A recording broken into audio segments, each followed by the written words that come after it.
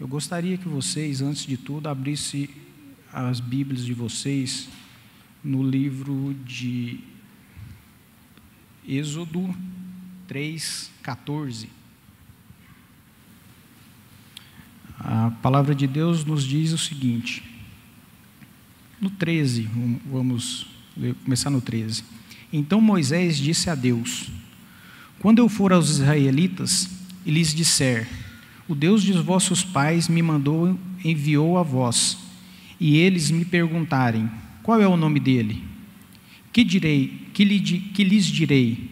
Deus disse a Moisés, eu sou o que sou. Assim responderá aos israelitas, eu sou, me enviou a vós. Amém? Feche seus olhos onde vocês estão. Só mais um segundo. Senhor Deus e Pai maravilhoso, Senhor Santo, toda honra e toda glória seja dada somente a Ti, Pai. E nesse momento de adoração, que o Senhor possa falar aos nossos corações, continuar falando através da Tua palavra, Pai, para que nós possamos sair cada dia mais fortalecidos e compreendendo, Pai, o que o Senhor deixou revelado para nós. Por isso nós te pedimos direção, te pedimos a bênção, e que tudo que sair da minha boca, Pai, seja autorizado pelo Senhor, para a honra e glória do Senhor, somente do Senhor. Amém? Amém. Esse versículo da Bíblia, como um todo, são versículos importantes. E nós já percebemos várias vezes, e já foi falado várias vezes aqui, que nada na Bíblia que está escrito é por acaso. Nada na Bíblia foi colocado lá, não para, vamos falar uma palavra, um português claro, para encher linguiça. Não tem isso na Bíblia. Tudo tem um porquê.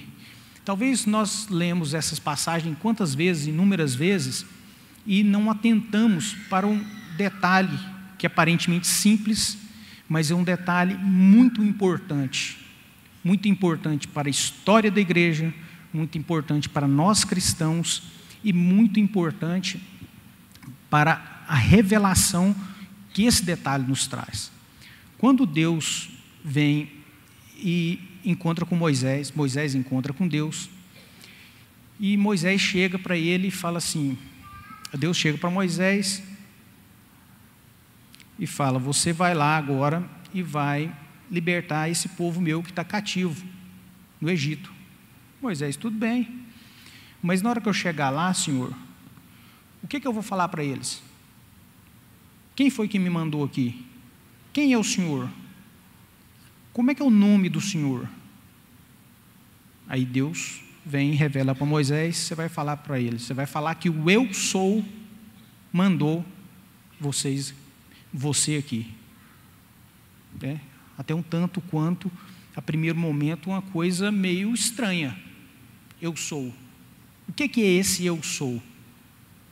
E mais na frente, que vai ser aprofundado mais no tema da nossa lição, Jesus vem no Evangelho de João, em 7 oportunidades, e revela, eu sou o pão da vida, eu sou a luz do mundo, eu sou a porta, ou sou a porta das ovelhas, eu sou o bom pastor, eu sou a ressurreição e a vida, eu sou o caminho, a verdade e a vida, eu sou a videira verdadeira.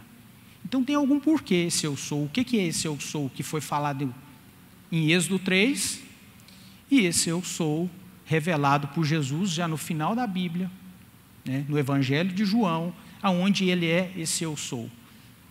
Então, antes de nós entrarmos em cada detalhe daquela, em cada item daqueles, eu sou o pão da vida, eu sou a luz do mundo e etc., nós precisamos entender um pouco antes essa situação de eu sou, tanto em relação a Deus, como em relação a Jesus, porque se nós pegarmos todos aqueles apontamentos, ou todas aquelas atribuições, aonde Jesus fala que Ele é o pão da vida, a luz do mundo, a porta das ovelhas, vamos falar assim, eu não quero antecipar, mas são características, talvez, que Jesus o atribui, mostrando a sua deidade. O que é essa deidade? Deidade é mostrando que Ele é Deus. Só que hoje talvez pode ser um pouco simples na nossa cabeça, falar assim, mas nós já sabemos que Jesus é Deus, e nós já sabemos que Jesus é homem. Mas não é tão simples assim. Não foi tão simples assim no começo da história da igreja, e hoje não é tão pacífico. Talvez sim nas nossas cabeças, mas se por acaso chegar alguém e começar a questionar isso na sua cabeça, você vai falar assim, não, eu sou muito firme. Se falar para mim que Jesus não é Deus, eu brigo com ele. Tudo bem. Aí você começa a escutar a pessoa. Eles vão ter argumentos. E argumentos contundentes. Aí você já começa a ficar meio balançado. Espera aí, será que é mesmo? Essa história que Jesus era 100% homem ou era 100% Deus, está na Bíblia? É uma história real ou não é? Enquanto nós estamos confortáveis aqui, né, nós estamos escutando e estamos absorvendo. Mas e se você sair daquela porta, chegar uma pessoa ali que acredita só em Deus, não acredita em Jesus, e falar assim, não, que história que é essa de Jesus? Jesus não passava de um homem, filho de Maria e José. E vai falar com contundência, vai falar com propriedade. Nós vamos entender isso aqui. Isso é muito importante, não só para nós termos essa convicção e essa certeza que nós estamos no caminho certo, mas também se alguém chegar a nos debater, nós conversemos ele ao contrário. Nós podemos pegá-lo e colocá-lo, não, vem cá, eu quero te ensinar que Cristo realmente é 100% homem e é 100% Deus. Então, sigamos mais um pouquinho antes. Teve outra revelação a respeito do eu sou, tem várias, né, no Novo Testamento, mas em João 8, 24b, Jesus fala, porque se não credes que eu sou, então o mesmo eu sou, que ele está falando, que Deus falou lá em Êxodo 3,14, se não credes que eu sou, morrereis em vossos pecados. Vamos entender esse eu sou agora. A questão do nome, no início, principalmente para os povos orientais e para os israelitas, era muito importante. Tudo tinha um significado, né? Abraão, por exemplo, pai de muitos ou pai de nações. Moisés, aquele que veio das águas, retirado das águas. Josué, Deus é a salvação.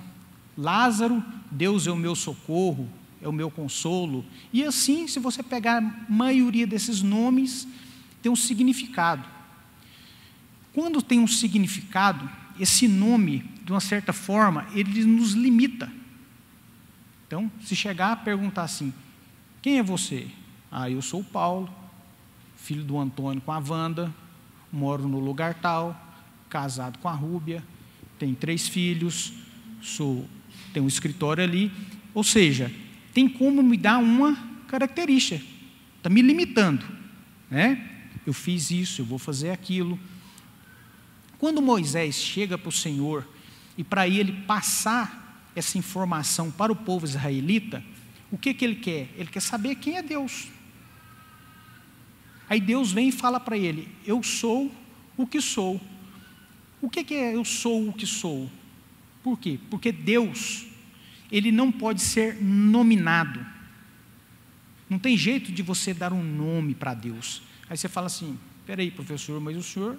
Você está falando isso, mas a Bíblia tem um monte de nomes de Deus. Nós vamos entender e vamos chegar lá, né? Os nomes que são atribuídos a Deus é uma coisa. Agora, Deus não pode ser nominado. Por quê? Porque ele não pode ser limitado no tempo e no espaço.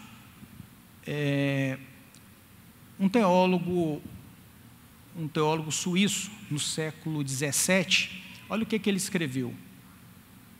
Pois Deus existe por si mesmo, de modo que ele é a causa de ser de todos os demais.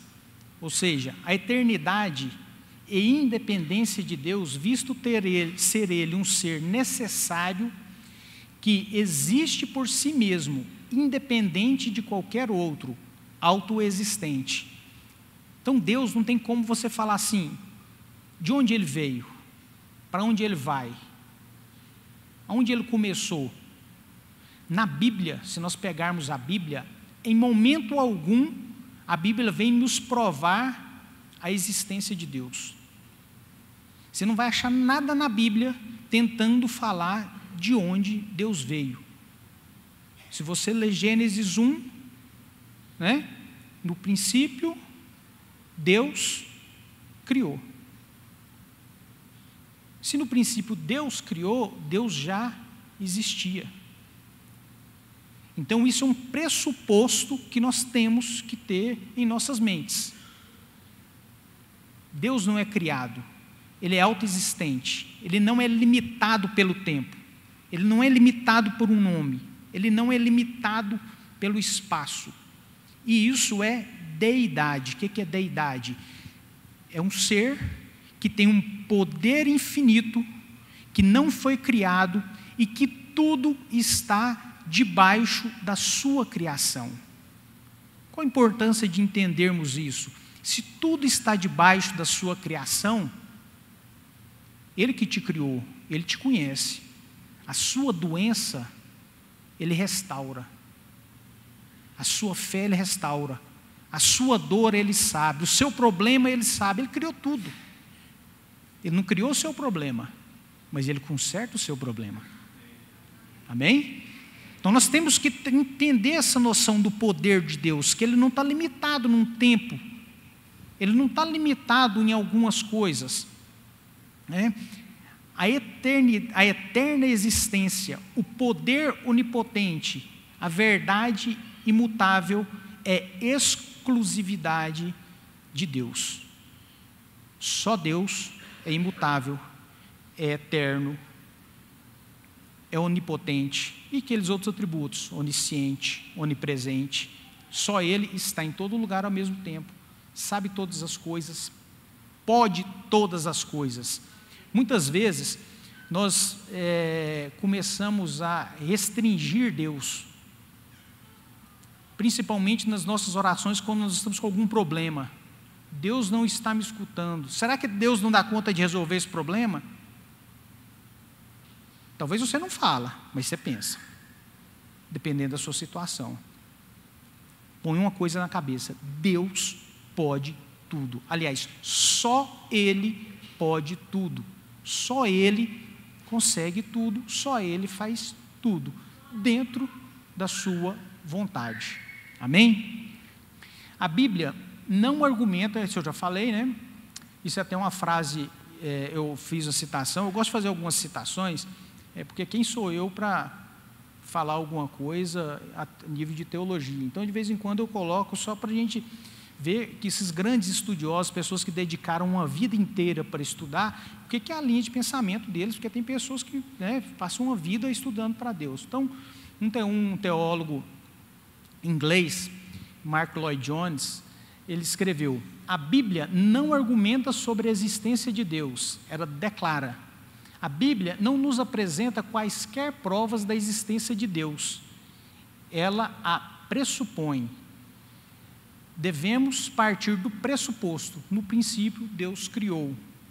Eu sou indica que Deus é o Senhor do tempo, o Senhor da história, ou seja, eterno, imutável, Criador e dono soberano de tudo e de todo em todos os tempos. Vamos passar agora para entender a questão da deidade de Cristo. Esse negócio de Cristo ser 100% Deus, 100% homem. Por que nós falamos um pouco de Deus no eu sou? Porque a partir do momento que nós sabemos que Deus é o Senhor de tudo, é o Senhor do universo, é o Senhor de nossas vidas, quem nos criou, quem nos fez, quem nos controla, quem nos conduz, nós vamos entender agora que se Cristo realmente for 100% Deus, Ele é o Senhor de tudo, Ele que nos conduz, Ele que nos controla, Ele é que nos dirige. Porque se nós entendermos que, ao final, que Cristo não é 100% Deus, é só 100% homem, talvez tenha alguma coisa errada. Essa lição é um pouco técnica, assim, até nós chegarmos mais na frente, viu? Tenham uma certa paciência. Deidade, o que é deidade? Deidade é característica de ser Deus, de Jesus. Então, eu posso afirmar para vocês, e nós vamos desenrolar isso, que Cristo é 100% Deus e 100% homem. Foi assim sempre? Não. No início da história da igreja, principalmente nos primeiros, terceiro e quarto século, teve várias discussões aonde muitos afirmavam que Cristo ou era somente homem ou era somente Deus. Isso foi debatido de uma certa forma com teólogos da época, né, com pessoas que não é que queriam desfazer da imagem de Cristo, mas eles começavam a estudar de um certo ponto que chegavam a uma certa conclusão de que, não, peraí, tem alguma coisa errada. Eu estou sentindo que Cristo era só Deus, não era homem. Ou era só homem, não era só Deus. Então, o que acontece? Quando chegou no ano de 325 depois de Cristo, teve o Concílio de Nicéia. No Concílio de Nicéia discutiu-se um pouquinho sobre a deidade de Cristo, mas foi firmado o entendimento que o Deus nosso era trino, né? Que é uma coisa também que não dá para entrar muito na nossa cabeça. O que é concílio? Concílio é uma reunião das pessoas, dos cristãos da época, uma reunião da igreja. A igreja era una, viu? Não tinha igreja católica, Assembleia de Deus, a igreja batista, não, a igreja era una. Eles reuniram, falaram, peraí, estão falando isso aí na rua, nós aqui cristãos, nós temos que falar uma língua só, vamos debater aqui e vamos chegar a uma conclusão. Qual que é essa conclusão? O Deus é trino? Então depois daquele concílio chegou à conclusão, o Deus é trino, então Pai, Filho e Espírito Santo. Teve um outro concílio já em 451, que nesse concílio da Calcedônia foi debater a doutrina de Cristo. E nesse concílio da igreja ficou determinado e solidificado que Jesus era 100% homem e 100% Deus. Isso talvez pareça difícil de entrar nas nossas cabeças, nós aceitamos, mas talvez para uma pessoa de fora é difícil. Por quê? Porque são coisas talvez humanamente impossíveis de ser perceptível. Por exemplo, como é que uma pessoa, né, 3 pode ser 1? Só na matemática de Deus. Como é que ele pode ser 100% homem e 100% Deus? Como é que você é uma pessoa, mas tem corpo e espírito? Outra teoria, corpo, alma e espírito, mas você é uma pessoa. A Bíblia tem algumas coisas que ela não nos explica. Nós temos que aceitá-las. Nós só vamos entender isso quando nós chegarmos na glória. Como é que funciona essa trindade? Essa palavra nem não existe na Bíblia, a palavra trindade. Mas nós sabemos que o nosso Deus é trino. Por que nós sabemos então que Ele é trino? Porque tem várias passagens na Bíblia que nós acreditamos, ou vários sentidos na Bíblia que nos conduz a saber que é um Deus trino. Como é que funciona isso? Não damos conta de explicar. Então essas coisas, Deus trino, o homem formado de corpo, alma e espírito, mas uma pessoa só. Outra coisa que é debatida muito, que muita gente não gosta de discutir, predestinação e livre-arbítrio. Se você pegar de ponta a ponta na Bíblia, nós vamos ver que Deus é soberano, ou seja, predestina tudo. Mas se você vai pegar de ponta a ponta na Bíblia, você vai ver que o homem também influencia na sua salvação. Então como é que você explica? Não explica. Nós temos que ter o bom senso de entender e conduzir isso de acordo com o que está na Bíblia. Então, o que eu escrevi ultrapassa a compreensão da razão.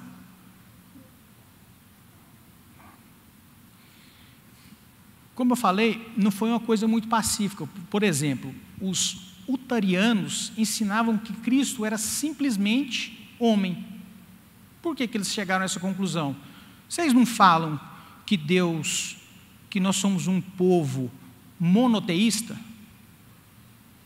O que é monoteísmo? Nós temos um Deus. Mas como é que você tem um Deus e Ele é trino?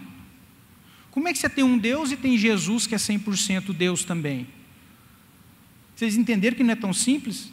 Nós aceitamos isso aqui. Mas se as pessoas começarem a conversar com você com propriedade, elas podem começar a te confundir. Então isso teve esse discurso. Mas só que a Bíblia já nos revela, né? Nós pegamos uma passagem, o Evangelho de João afirma de forma clara a deidade de Jesus, fala, Jesus é o Filho de Deus, João 23, 21. O arianismo negava a natureza divina. Jesus era, o que eles afirmavam? Que Jesus era o mais excelente dos seres criados. Não era Deus, nem era homem, era algo intermediário. Era um ser, né? Não é homem, não é divino, mas o ser mais perfeito que Deus criou. Ele se caracteriza aonde? Não sei. Então esses debates foram acontecendo ao longo da igreja. Os nestorianos diziam que Jesus não era uma pessoa com duas naturezas, mas sim duas pessoas. Na verdade, na hora que você olhava para Jesus, você não via duas pessoas, né? Não era nem gêmeos, né? Não saía de casa cedo, Jesus Deus, voltava para casa e saiu Jesus homem. Não tem jeito. Mas chegavam a afirmar isso. Ebionismo. Jesus não passava de um ser humano comum, filho de Maria com José. Parece absurdo, mas tinham sustentações. Só que nós temos sustentações bíblicas da deidade de Deus. Primeiro, onde nós vamos achar isso para sustentar que Jesus era 100% homem? Se nós pegarmos os nomes na Bíblia, nós temos mais de 40 vezes que é citado na Bíblia que Jesus é Filho de Deus. Citei lá Mateus 3,17, esse é o meu Filho amado em quem me agrado. A primeira manifestação de Deus a respeito de Jesus no batismo, o que Deus veio e falou assim, esse é meu Filho amado. Senhor meu e Deus meu, quando Tomé duvidou e teve. Então o que Tomé foi e chegou para Jesus? Falou, Senhor meu e Deus meu. Então a Bíblia nos certifica e solidifica a deidade de Cristo. Atributos divinos que Jesus nos mostrou no curso que ele estava na terra, que está escrito e foi revelado na palavra para nós. Atributos, onisciência, ou seja, ele tinha consciência e sabia de todas as coisas. João 2, 24, 25. Onipresença, ele estava também presente em todas as situações, né? Onde dois ou mais estiverem reunidos em meu nome, ali estarei. E se dois reunir aqui no Brasil e dois reunir na África? Ele tem que ser onipresente, senão como é que ele vai estar lá? Aí, ou senão na Bíblia está mentindo. Porque se fosse dois reunindo num cantinho ou dois reunindo no outro ali, tudo bem, ele fica aqui no meio, ele está, mas se um estiver reunindo na África e o outro estiver reunindo aqui, onipresença, eu falei.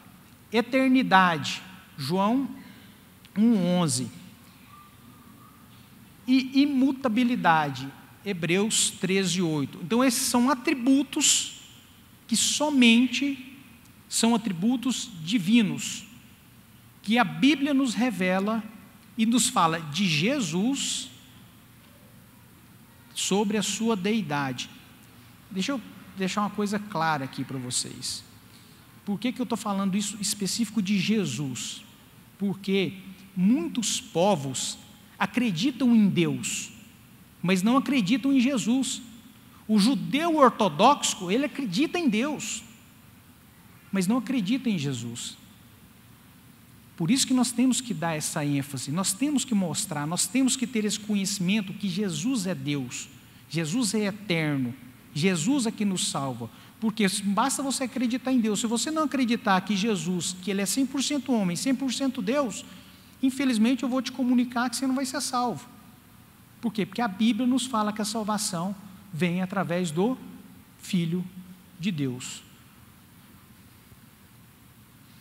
Funções divinas. Ele participou da criação. autoridade de perdoar os pecados. Ele perdoou várias passagens, ele veio e perdoou os pecados. Conceder a vida eterna. Jesus é quem nos concede a vida eterna. Digno de adoração. Passagem da Bíblia, 1 Coríntios 12, 1, 2 nos fala: com todos que em todo lugar invocam o nome de nosso Senhor Jesus Cristo, Senhor deles e nosso. Você só invoca e adora a Deus. Nascimento virginal.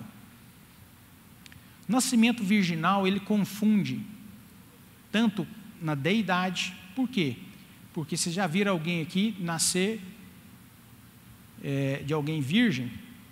Eu escutei uma história uma vez de um amigo, a filha dele engravidou, ele falou foi porque usou a toalha do namorado, né? Falei, é novidade, né? Eu conhecia só um que tinha nascido, agora já estou sabendo de dois, né? Mas não foram, lá nós investigamos muito a fundo, né? Aqui sim, mas só Deus teve esse nascimento virginal. Por que disso? Qual que é a essência disso? Primeiro, ele não podia ser concebido igual nós fomos concebidos. Porque a partir do momento que ele é concebido de uma relação com seu pai e com a sua mãe, você já nasce em pecado. Ele não podia ter essa relação. Ué, mas por que ele não apareceu? É porque ele precisava de ser homem, ele não podia aparecer do nada. Ele tinha que sair de uma barriga. Porque ele é 100% homem. Se ele é 100% homem, ele tinha que sair. Então o que aconteceu? O Espírito Santo concebeu. E ele nasceu. Nasceu, cresceu, a Bíblia nos relata isso. Isso é importante nós entendermos.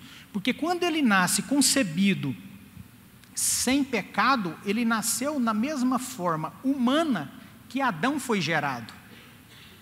E só assim, alguém que fosse concebido sem pecado, poderia ter ido para a cruz para remir os nossos pecados. Nenhum outro pecador poderia ir para a cruz para remir os nossos pecados, senão não era aceito. Quando se faz a simbologia do que era praticado no Antigo Testamento, o cordeiro tinha que ser um cordeiro sem defeito, sem manchas, ou seja, ele tinha que ser perfeito.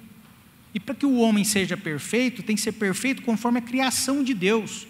Para ele ser perfeito conforme a criação de Deus, ele não poderia ter pecado. Então ele não poderia ter sido gerado, só um minuto, ele não poderia ser gerado com pecado. Por isso que ele foi gerado a partir do Espírito Santo. Humanidade de Cristo. Primeiro, filho de Maria. Foi concebido, né? Maria ficou grávida, 9 meses de gestação, nasceu. Isso não é um tributo do ser humano? Não é a forma que o ser humano vem à vida? A Bíblia, outro ponto que a Bíblia nos fala que o Jesus era homem, 100% homem. Porque há um só Deus, um só mediador entre Deus e o homem, Jesus Cristo, homem. Já falei no início que na Bíblia não tem nada em excesso e não tem nada faltando, né? Se lá está escrito Jesus Cristo homem, podia ter cola parada ali, Jesus Cristo. Mas é para nos afirmar, com certeza, para não deixar e parar dúvidas sobre as nossas cabeças, que Jesus Cristo era 100% homem. Aparência física humana, quando Jesus foi lá encontrar com a samaritana no poço de água, a samaritana olhou para ele, a primeira coisa que ela viu, falou, você é judeu. Não falou que ele era um fantasma, não chamou ele de Deus, nada. Por quê? Porque ele tinha uma aparência física de um ser humano. Crescimento e desenvolvimento, nós já falamos sobre isso, ou seja, ele nasceu, ele desenvolveu, e ele cresceu como qualquer ser humano. Limitações físicas, Jesus cansou, Jesus teve sede, Jesus chorou, e tantos outros atributos que somente nós, seres humanos, temos. Isso, então, solidifica, mais uma vez, que Jesus era 100% Deus. Jesus foi tentado. Jesus necessitava de orar. Então, quando Jesus, todas as vezes, ele saía para orar, ele estava fazendo algo que nós, homens, devemos fazer. Quantas vezes nós vemos na Bíblia situações onde Jesus foi orar? Então, em relação... agora mesmo, deixa eu só... senão eu perco a linha do raciocínio aqui. Quantas vezes nós vemos nomes na Bíblia? Agora nós vamos começar a entender isso. Aquilo dali não quer dizer que é um paralelo não, tá? Não quer, uma coisa tem a ver com a outra. Mas é para mostrar para vocês que na Bíblia, está lá, Deus foi chamado de Elohim, Adonai, El Shaddai, né? Jireh, Nissi, Jeová Jireh, Jeová Rafá, Jeová Nissi.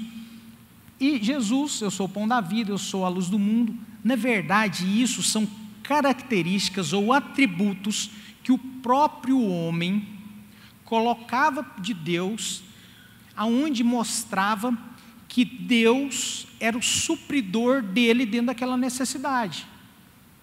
Então, Deus criador, Deus julgador, governador, Deus todo-poderoso, Deus provedor, estava tendo uma necessidade. Deus é a minha bandeira, Deus curador. E Jesus vem, eu sou o pão da vida, eu sou a luz do mundo, eu sou a porta das ovelhas. Resumindo isso, o que Deus está falando? Está falando que Ele é tudo. A partir do momento que você fala que Ele é o Deus curador, Ele é curador, mas Ele é o Criador, Ele é onipotente, Ele é onipresente.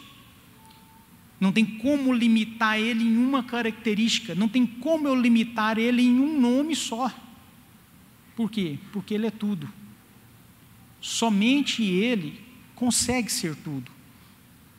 Só Jesus consegue ser tudo. E a partir do momento que nós temos na cabeça, que sabemos que Ele é tudo, se Ele é tudo, Ele pode tudo. Ele pode todas as coisas. Tudo está ao alcance dEle. E a partir do momento que está tudo ao alcance de Deus, está tudo ao nosso alcance. Por quê? Jesus, a partir do sacrifício de Jesus, Deus nos deu liberdade de nós chegarmos a Ele sem qualquer intermediário. E nós podemos invocar qualquer nome que nós dermos na cabeça para atribuir a Deus, dentro da sua necessidade de qualquer momento. Mas Ele não vai ter um nome específico, em razão da sua grandeza, da sua autoexistência. Quando Ele vem e fala, eu sou o pão da vida, na verdade, o que Ele está querendo falar? Ele está falando que, naquele momento, para aquelas pessoas, num certo aspecto, aquelas pessoas iam entender que a vida, Ele, além todos os outros atributos que nós já falamos que Ele tem, Ele é o pão da vida, Ele que nos alimenta. É claro que se nós pegarmos só o texto que fala a respeito do pão da vida, nós vamos destrinchar da uma pregação, ou mais de uma pregação, né? Eu coloquei algo aqui que fala o seguinte, é uma metáfora usada por Jesus para mostrar onde devemos buscar a vida e como devemos buscá-la, como devemos obtê-la. Comemos pão para alimentar nosso corpo, e ao traçarmos uma analogia entre corpo e alma, aprendemos que Cristo é o pão por meio do qual nossas almas devem ser alimentadas. E mais, alimentando desse pão, Cristo Jesus, você ganha a vida eterna. As pessoas estavam com necessidade de escutar aquilo naquele momento. E nós também. Então ele falou assim, eu sou o pão da vida. Eles faziam um paralelo com o maná, porque Deus veio alimentando o povo de Deus, dia após dia, na época do deserto, todos conhecem a história. E Jesus veio e falou assim: eu sou o pão da vida. Mas não é essa vida igual o maná que vocês comiam o dia inteiro para alimentar o corpo, não. Eu sou o pão da vida eterna. Se vocês precisarem de alimentar as suas almas, vocês têm que buscar a mim, Jesus. Não tem outro lugar. Eu sou a luz do mundo. Essa citação é interessante, porque ele estava falando para o povo judeu. E o povo judeu achava que Deus era restrito ao povo que foi revelado. E Jesus veio e ele não fala: eu sou a luz de Israel. Eu sou a luz dos judeus. Eu sou a luz do mundo. Nessa citação ele vem e nos engloba, falando que nós estamos também nessa colocação de Jesus, debaixo da sua proteção, ou debaixo do seu jugo, ou ele estendeu, melhor do que jugo e proteção, ou ele estendeu para nós a possibilidade de nós sermos salvos, não só aquele povo eleito, separado por Deus. Então, por natureza, todos nós somos cegos. Um remédio nos é oferecido, pelo qual possamos ser libertos e resgatados das trevas e feitos participantes da genuína luz.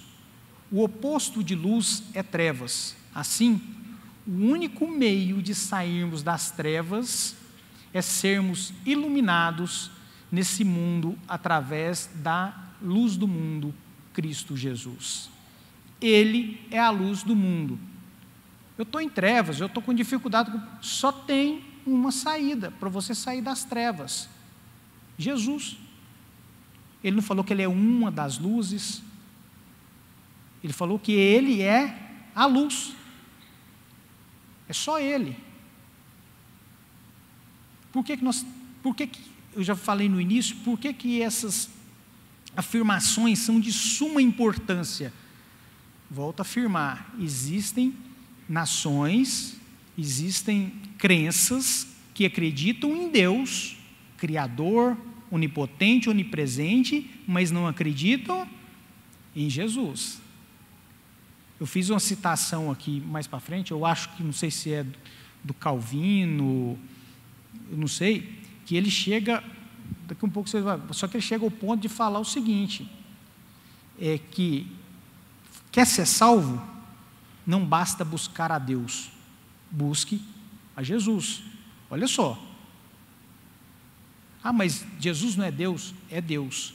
Só que o meio, nós vamos ver, o caminho é Jesus. Ele é a luz. Eu sou a porta. Jesus deixa claro que somente Ele é que é, e que todos nós devemos congregar, somente nele é que todos nós devemos congregar-nos. Todos que desejarem a salvação eterna devem buscar somente nele, pois ele é a única porta. Não há outro caminho ou meio para a salvação fora de Jesus. Só ele.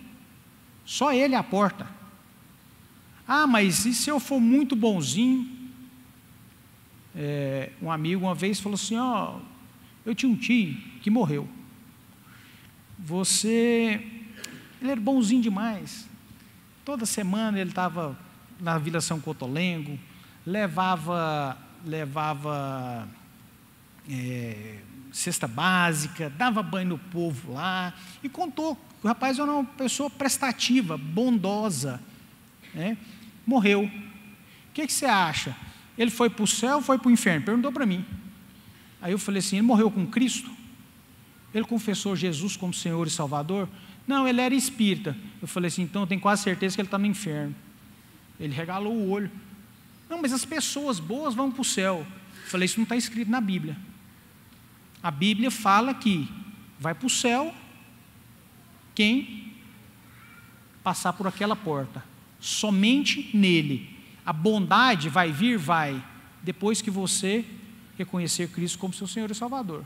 Antes disso, a bondade não vai te levar a lugar nenhum. Reconhecimento do homem, vai reconhecer. Isso é uma prática corriqueira de muitas pessoas que fazem as coisas erradas e querem mostrar a bondade para as pessoas que estão ao seu lado, né? Então, no escuro ele faz uma coisa, aí só que aquele menino, aquele rapaz é bom demais. Aquele empresário, ou empresário bom, né? Você vai ver, ele não paga imposto, não paga nada, é uma bênção. Mas ele doa um caminhão de cesta básica todo mês, faz isso, ou seja, ele está mostrando para o homem que ele é muito bom. Porque para Deus ele não está mostrando porque Deus conhece.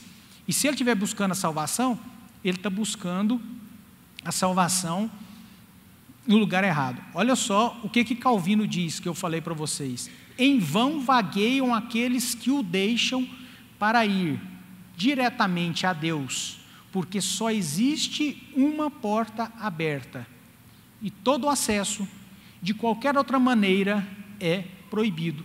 É o que eu falei do povo judeu. Sem Cristo, o povo judeu acredita em Deus, mas eles acham, o judeu ortodoxo, ele acha que Cristo é um grande profeta, igual foi Moisés. O que vai acontecer? Enquanto não reconhecer que Cristo é 100% Deus, 100% humano, e veio pagar os nossos pecados na cruz, não tem salvação.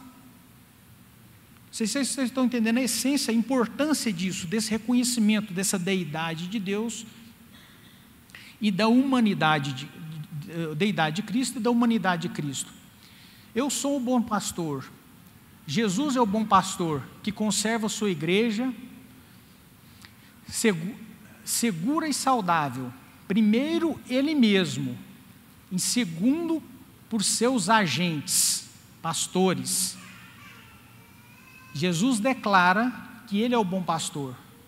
Ele cuida das suas ovelhas. Para cuidar das suas ovelhas, que somos nós temos que acreditar nos nossos pastores. Mas tem um detalhe importante que eu estudei essa semana e achei muito interessante, eu coloquei isso ali. Porque Jesus, enquanto ele esteve na terra, ele pastoreou um rebanho, humanamente falando.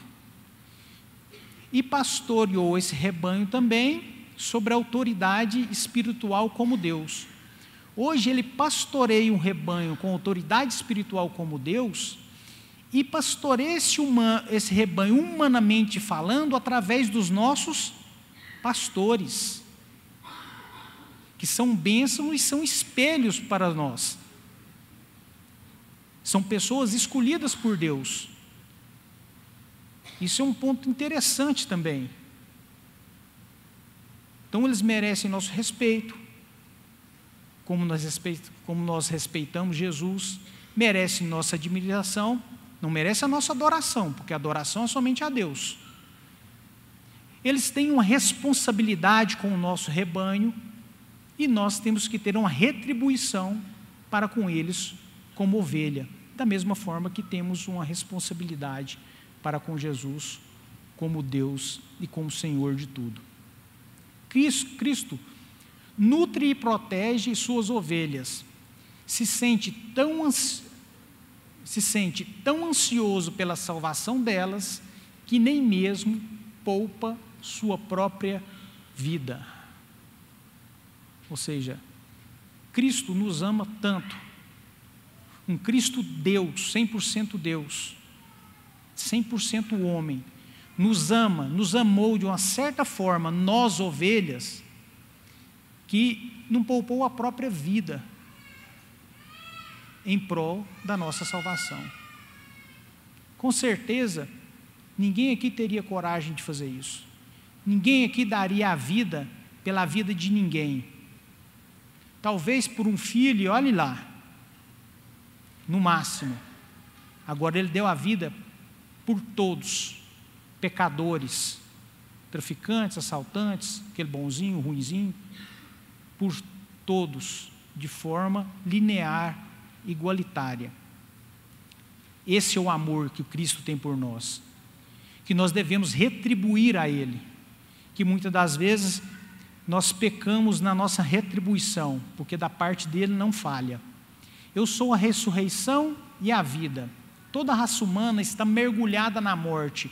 Ou seja, nós já nascemos em pecado, nós já estamos mortos.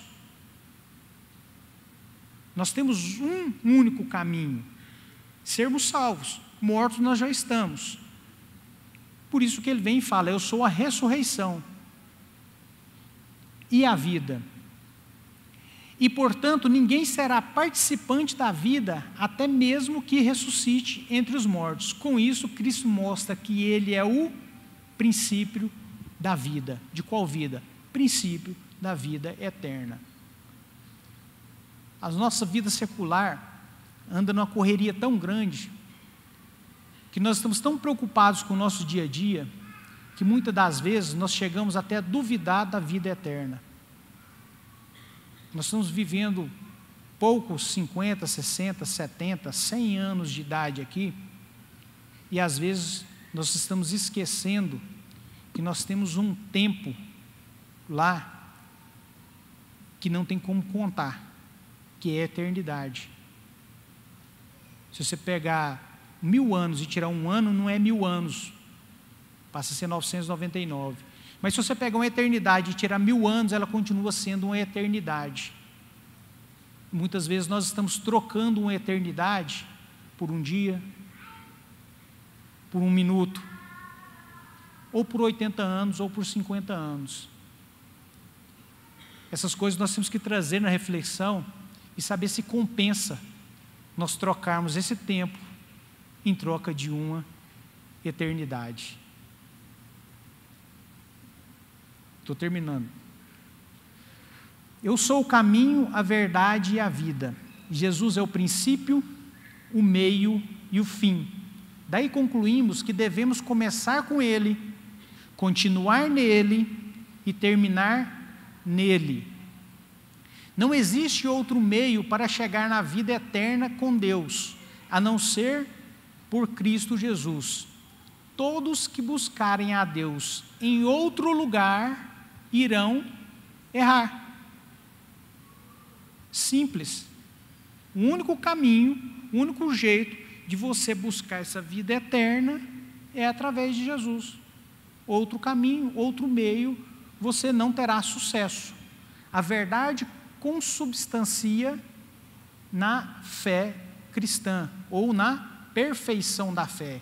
Então, Ele é o caminho, Ele é o início, o meio e o fim.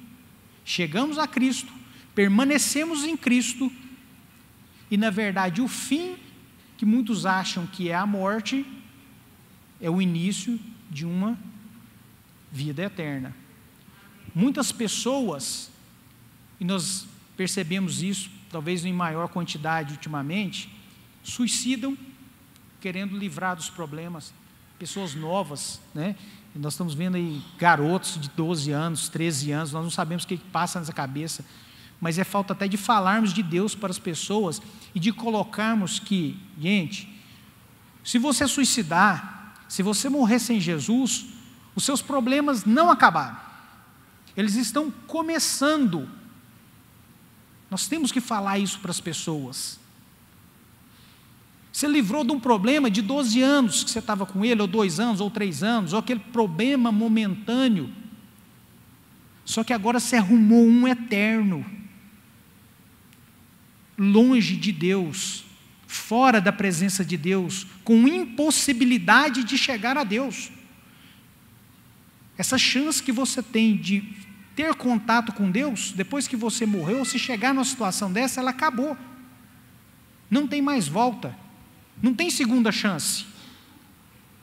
E nós talvez estamos pecando, muito confortáveis, eu vejo que pastores falam isso demais, a pastora Cássia fala isso muito, confortáveis nas nossas cadeiras, enquanto o seu vizinho está indo para o inferno, por falta de você chegar para ele e falar para ele, e explicar para ele. Se sua vida está ruim agora, vamos orar para melhorar, mas ela tem jeito de piorar? Tem, é só você morrer sem Cristo. Piora muito. Piora e não tem volta. Agora está ruim, tem solução. Morreu sem Cristo? Não tem solução. Eu sou a videira verdadeira. Somos por naturezas estéreis e áridos. a não ser que sejamos enxertados em Cristo e extrairmos dele um novo poder, o qual não procede de nós mesmos. Cristo insiste que a seiva vital, isso é, toda a vida e vigor, procede tão somente dele. A natureza humana é infrutífera e destituída do bem, porque ninguém possui a natureza da videira até que lhe seja implantada nele. Se você não for implantado em Cristo, não vai fluir nada de bom em você. Toda bondade que sai de você, sem você estar enxertado em Cristo, ela é uma bondade que está vinculada a alguma intenção. Ela não é uma bondade voluntária que vem da obra do Espírito Santo de Deus.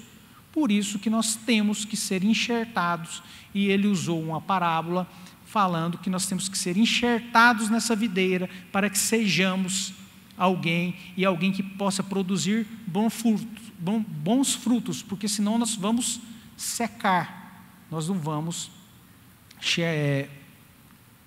chegar ao ponto de produzir nada longe de Cristo. Jesus é tudo, Senhor dos senhores. Ele não é tem vários senhores, ele é Senhor dos senhores, ele é Rei dos reis, detentor da vida eterna, Criador de todas as coisas, a essência de tudo, poder, pode todas as coisas, ele é o eu sou. Jesus pode tudo, ele é tudo, ele é o pão da vida, ele é o caminho, a verdade, a vida, ele pode consertar o seu problema? Pode. Mas meu problema é relacionamento com meu marido, ele conserta. Meu problema é câncer, ele conserta. Vou contar mais uma bênção para vocês falar de câncer. Minha esposa foi curada novamente de câncer, há uns 3 anos atrás, de câncer no seio. Agora foi do ovário, foi revelado para nós, deve ter uns 30 dias, tá? Para a honra e glória de nosso Senhor Jesus Cristo. E tem todos os nossos... Obrigado, toda a honra e toda a glória para Ele. Então, Deus pode tudo. Muitas vezes nós estamos carregando o nosso problema e esquecendo disso. Ele é Senhor, Rei dos reis, Criador de todas as coisas, entregue na mão de nosso Senhor Jesus Cristo. Ele é o caminho, não tem outro. Entregue-se para Ele, venha até Ele enquanto é tempo. Por quê? Depois que morrer sem Cristo, nós não temos mais saída. Amém? Feche seus olhos onde vocês estão, que eu quero fazer uma oração. Obrigado, Senhor. Obrigado por essa manhã, Pai. Que as pessoas, Pai, que nós podemos ter colocado em nossos corações a certeza de que só o Senhor é Deus, só o Senhor é santo, só o Senhor é digno de honra, glórias e louvor, só o Senhor é digno de adoração, só o Senhor é onipotente, onipresente, onisciente, só o Senhor sabe de todas as coisas, Pai. Só o Senhor pode nos curar, nos restaurar, nos fortalecer. Só o Senhor nos dá a vida eterna, Pai amado. Nesse momento, Pai, ajude, Pai. O Senhor conhece cada coração aqui presente. O Senhor conhece cada necessidade. O Senhor conhece cada desejo, Pai. Nós não sabemos qual que é a vontade do Senhor, mas que ela prevaleça acima de todas as coisas. Mas caso o Senhor não tenha objeção a nada, Pai amado, atenda os nossos pedidos, atenda os nossos desejos dos nossos corações, Pai. Nos fortaleça, nos solidifique na nossa fé, cada dia mais, Pai amado, que possamos passar isso para as pessoas e podemos absorver, Pai, que Jesus é tudo a todo momento em nossas vidas. Por isso nós te agradecemos e te honramos no nome santo de nosso Senhor Jesus.